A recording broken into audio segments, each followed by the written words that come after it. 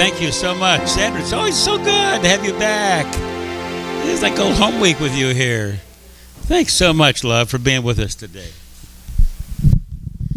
All right, so this has been a tough week. In several regards. Primarily our friend Michael. As several of you know, I have been inconsolable this week. A couple of you tried to console me. And you found out, as with me, as I was reminded, that one of the necessary steps of grieving is anger. And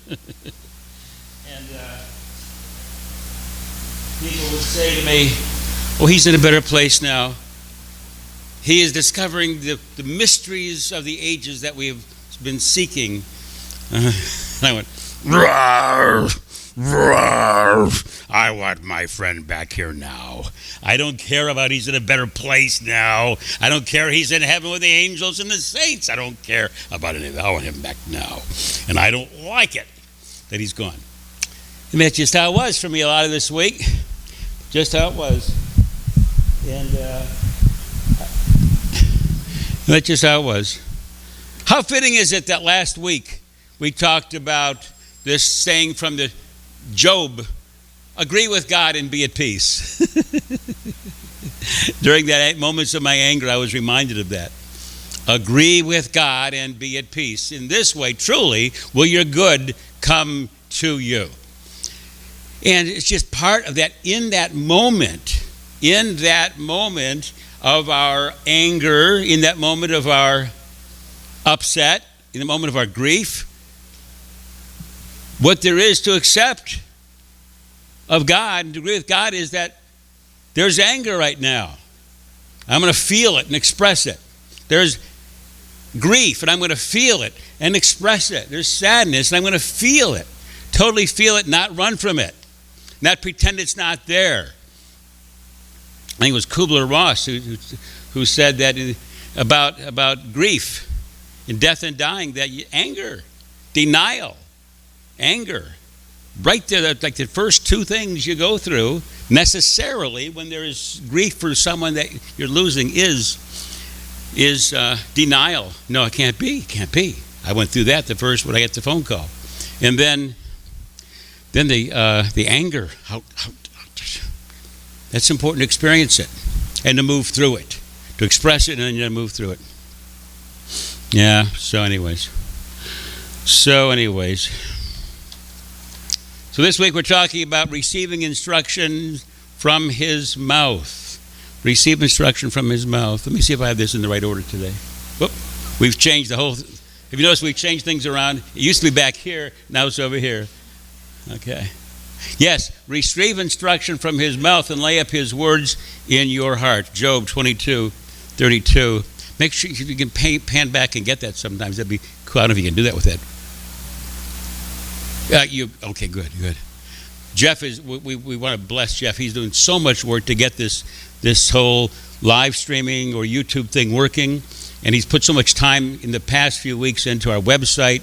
So grateful to you, Jeff. Let's hear it for Jeff organizing all this.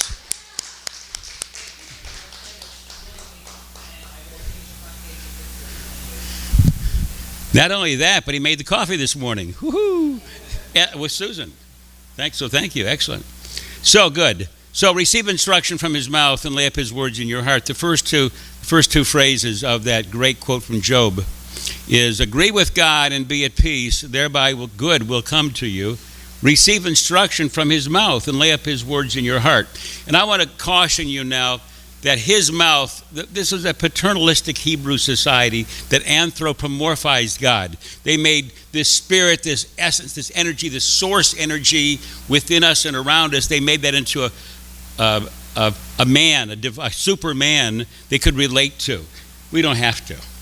You don't have to either run from that or hate that or embrace it. You can embrace it as much as you want to. It's fine if that works for you. For what doesn't work for me.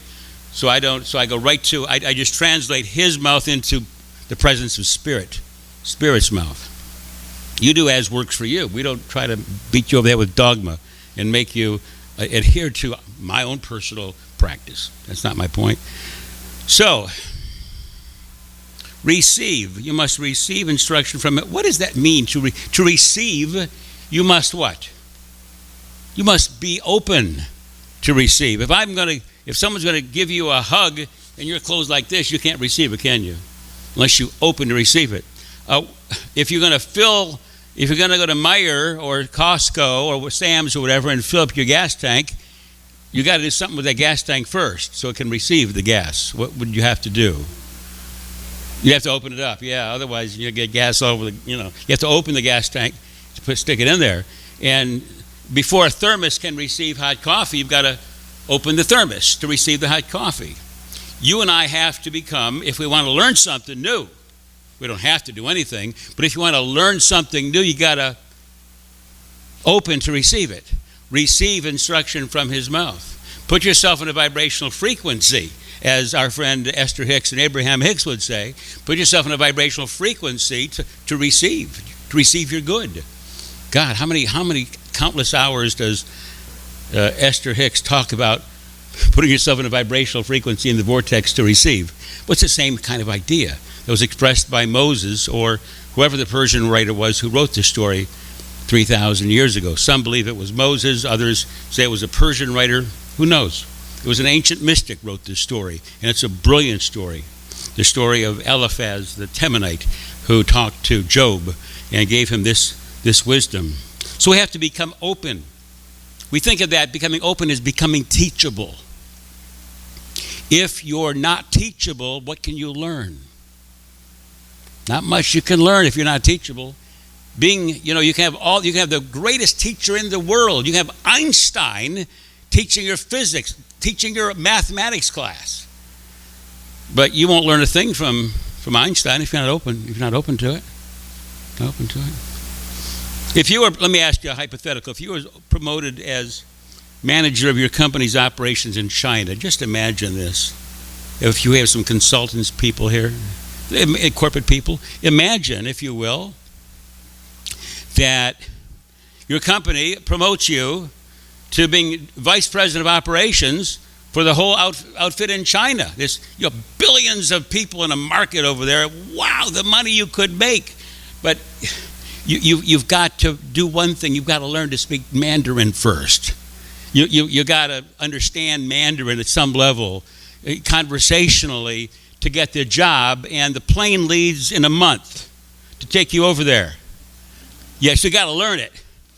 But they're going to give you a tutor 12 hours a day, personal tutor to teach this to you. And the first time you take this is like this afternoon at 1 o'clock. You'll meet with your tutor. You got 30 days to learn, and then you will become an extremely wealthy, powerful person in your company and in China. Would you walk into the first tutoring class going to find out what this person's like? See if this Chinese teacher really knows her stuff? Don't know if I want to do this or not, but I'll see if she's any good. Would you do that? Or would you go in there and say, teach me. I've only got 30 days to learn this stuff. Teach me Chinese. Which way will get you to China quicker? The second way I suggest, I think so. I think that open desire to learn will get you a lot further learning Mandarin and getting that vice presidency than walking in, I knew I was in a class one time. This was really amazing. I was in a class one time, and it was good stuff. I was one of the students, and there was somebody sitting next to me, and every time the teacher came up with an interesting new technique for us to try, a woman in the front row would raise her hand and say something like, "Oh, I know a better way." What I learned at this other church was, and then she would tell us all about it. And she would go on to say what she was already doing. Rather than asking questions about what the teacher had for her to do, she would try to impress us with how much she knew. And my question was, why are you even in this class? I didn't ask her that. I'm not going to, And my question would be, why was she in this class? And my answer or suggestion is that she was there to validate my self-worth by showing everyone how smart I am. Think about it for yourself. Don't be looking at her. When you and I are that way sometimes, I accuse us of being that way. I want you to know how smart I am. I want you to know how smart I am, so I'm going to sit here and impress you as much as I can. Now, that's okay. There are times when maybe sometimes our self-esteem needs some of that, but it's a guarantee that you won't learn much that day. You just won't learn that much that day. So you might impress people with how smart you are, or not. They might think what a horse's patootie you are that day by trying to impress them. But the bottom line is you can't learn anything, really. You can't learn anything if you're in that mindset. See, a far more productive mindset for that young lady would have been, I want to be here because I really want to know what this spiritual teacher has to teach us. I really want to learn something new. I got a whole bunch of stuff I've already learned, but now I want to learn something new that can really change my life. Gosh, I wonder what this teacher has to offer. Let me hang on the edge of my seat and learn. Yes, I've already taken lots of classes. Yes, I've taught lots of classes. The question is, what more is there to learn? It's like the Zen mind, beginner's mind that Shunryu Suzuki talks about, the great Zen master. Talks about beginner's mind is an open mind. Totally beginning. To walk into a situation like, I don't know. I'm a beginner here. Even if you're Einstein. See, that's how Einstein, I think, approached things. He walked in and said, I don't know. Let me see what I can find out. Let me see what I can find out here. And then the universe could teach Einstein. And the universe did teach Einstein. The universe can teach you, teach me. The lesson is much harder to learn if we already know the answers. And we can't be taught. See, not knowing is a good idea. While we in the West value knowing the answer and being the smartest one, Eastern mystics have taught that not knowing is a very high state of consciousness. Humbling oneself before one knows is very wise, very wise. I think the Tao Te Ching is up here. No? Ah, yes. When they think that they know the answers, people are difficult to guide. When they know that they don't know, people can find their own way. You don't need a lot of guidance if you know that you don't know, but you're open to the inner presence, giving you nudges and giving you thoughts, giving you ideas, pointing you in this direction or that. Oh, maybe you'll go to a coach or a consultant and get some advice, sure. But you can be more accessible to your inner knowing, universal consciousness, if you're just open to it and if you don't know all the answers. I love that from the Tao. Dogen Zenji, the great Zen master, says, I don't know, let's see if I have this up here. No, I do not. I thought I did. Darn. Okay, here's what Dogen Zenji says. Don't cling to your own understanding. Even if you do understand something, you should ask yourself if there might be something you have not fully resolved, or if there may be some higher meaning yet. Let me repeat that since I've neglected to put it up here. Don't cling to your own understanding. Sure, you might have worked with this problem 1,000 times, and you might think you really know it. Dogen Zenji says, don't cling to your own understanding. Even if you do understand something, you should ask yourself if there might be something that you have not fully resolved about it yet. Or is there possibly some higher meaning yet? There's always more to learn about. I keep discovering this. There's stuff I learned 40 years ago, 30 years ago, that is like an onion being peeled away. There's more to it. As I come into new relationships, new situations, new circumstances, I discover more to it. So, another question to ask ourselves about this, receive instruction from his mouth. What is the mouth of God? What is the mouth of God? I'm going to suggest to you that the best answer I've come up with that is that still small voice within you. The still small voice of spirit. Intuition. Some experience intuition is that still small voice within you. Eliphaz, the Temanite, who is speaking these words, was aware at the time of the experience of Elijah, the prophet Elijah, who in the ancient Torah who was out looking for the Lord and withstood a wind so strong on the side of the mountain that it broke apart the rocks around Elijah. Imagine this now. There he is out on the mountain, and he's looking for the voice of God. And a wind comes up that's so strong it broke apart the rocks around him. And he says, but the Lord was not in the wind. And after the wind, an earthquake came. But the Lord, Elijah wrote, was not in the earthquake. And after the earthquake, a fire. A fire came across the valley and across the mountain. But the Lord, he says, was not in the fire. And after the fire, there was this still small voice that came to Elijah. And Elijah conversed with the Lord in that still small voice. It's that still small voice, that little nudge of spirit that you can hear. Sometimes it's in actual words. Sometimes it's just a knowing, I got to call this person. But why? It doesn't make any sense. The ego mind will come in and say, the conscious mind will come in and say, well, why would you do that? Trust the first instinct. As long as it doesn't hurt you or hurt somebody else, as long as knives and guns aren't involved. If they are, well, call me and we'll chat about that. But sometimes we get these instincts to just call something. Makes no sense. We'll call that somebody and see what's up. Who knows? A friend of mine wrote to me, she said, I had sent out a resume to a prospective employer. This is a good story.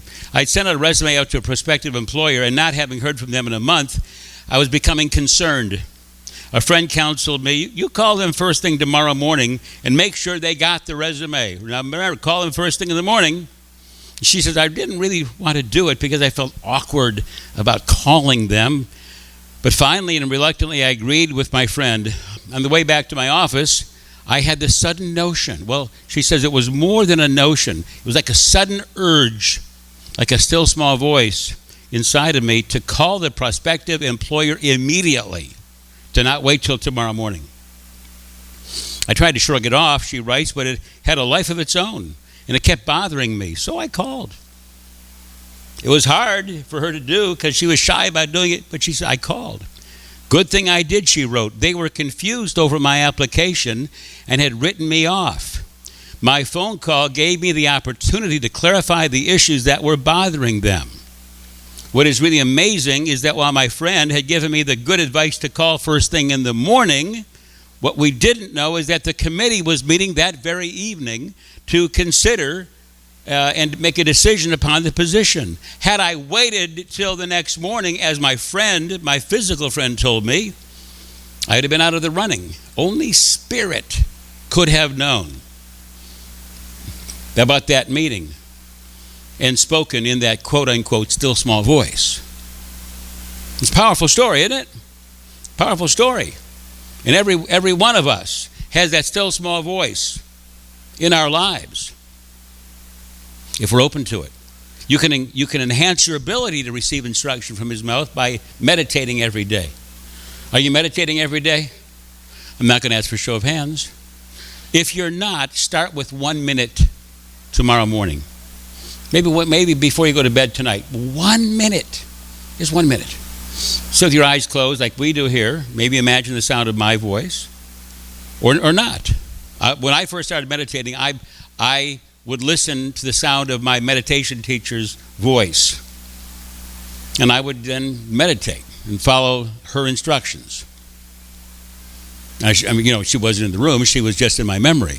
But it worked. Take a minute. Take 3 minutes. Take 5 minutes the first week and just see. Just begin to cultivate that sense of meditation. Receive instruction from his mouth also says, be willing to learn from life's experiences. When bad things happen to good people, we're told to ask,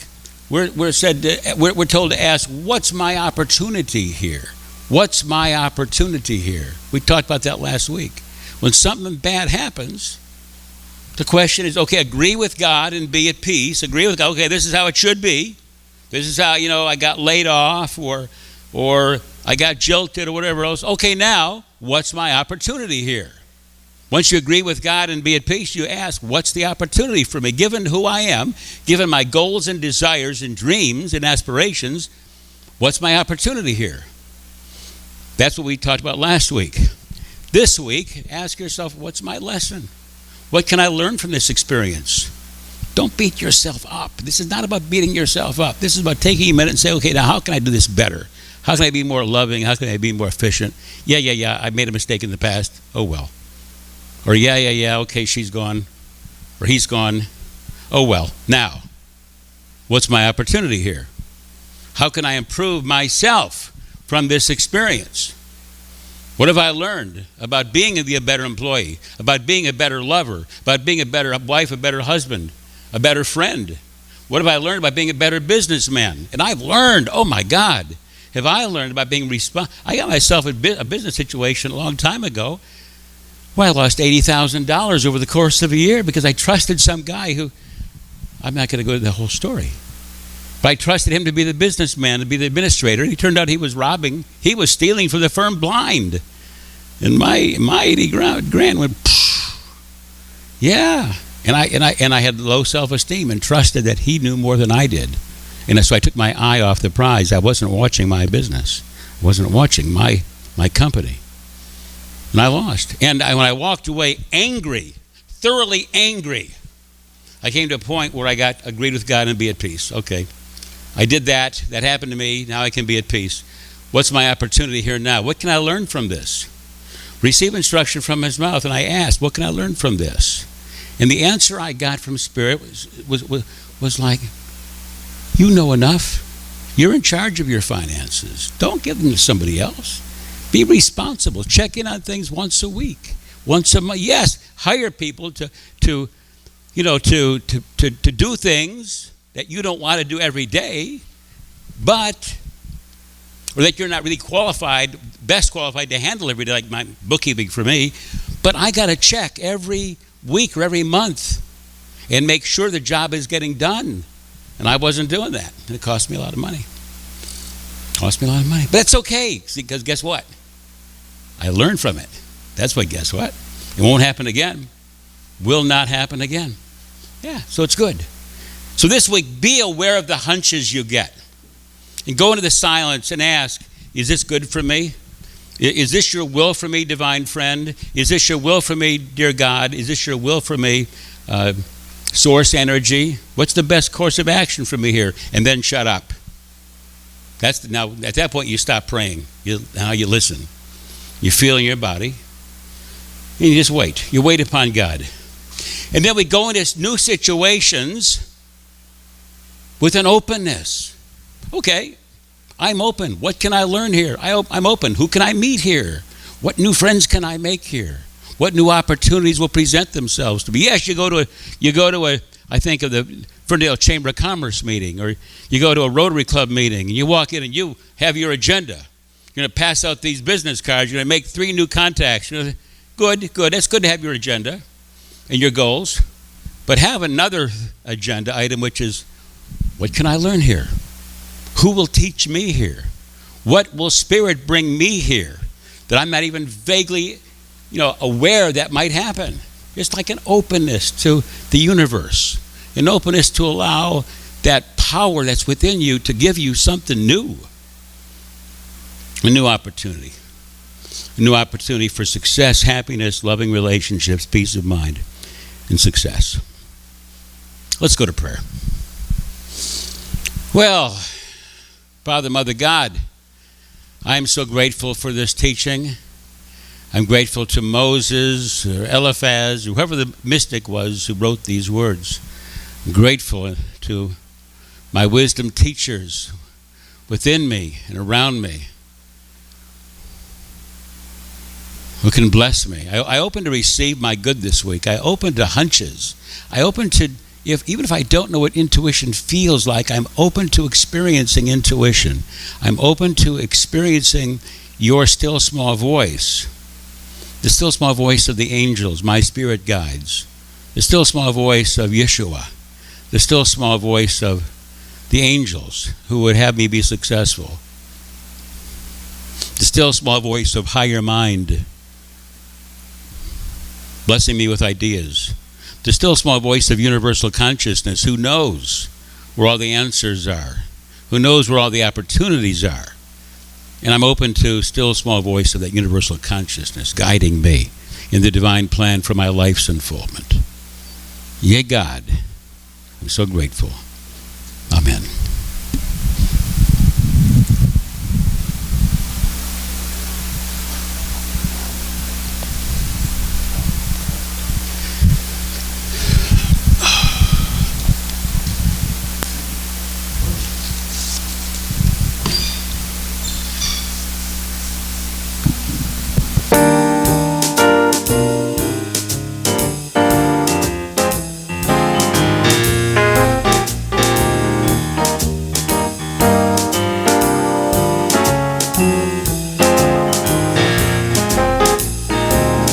Every time it rains, pennies from heaven. Don't you know each cloud contains pennies from heaven? You find your fortune falling all over town. Now be sure that your umbrella is upside down. Trade it for a package of sunshine and flowers. If you want the things you love, you know there must be showers. Now when you hear the thunder, don't run under the tree, for there'll be pennies from heaven for you and me.